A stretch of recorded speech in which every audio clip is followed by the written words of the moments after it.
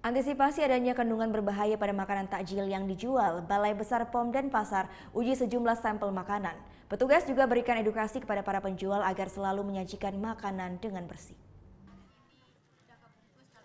Balai Besar Pengawas Obat dan Makanan Denpasar melakukan pemeriksaan terhadap sejumlah makanan yang dijual untuk berbuka puasa di pasar takjil musiman yang ada di Kampung Jawa.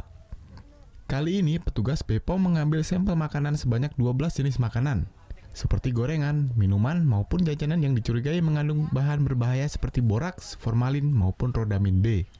Setelah melalui proses uji laboratorium, petugas tidak menemukan adanya bahan berbahaya dari semua sampel makanan tersebut.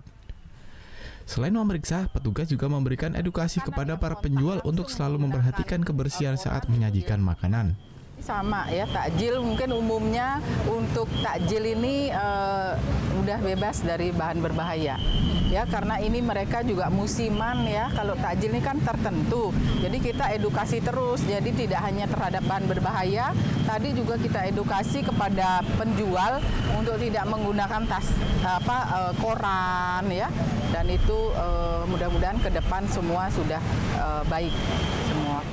BPOM sendiri bersama instansi terkait lainnya akan terus melakukan pengawasan terhadap berbagai makanan takjil.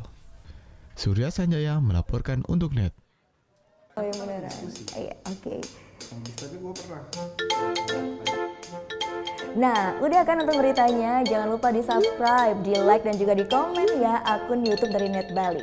Terima kasih udah subscribe. Yang belum, jangan sampai lupa di sebelah sini nih. Mantap,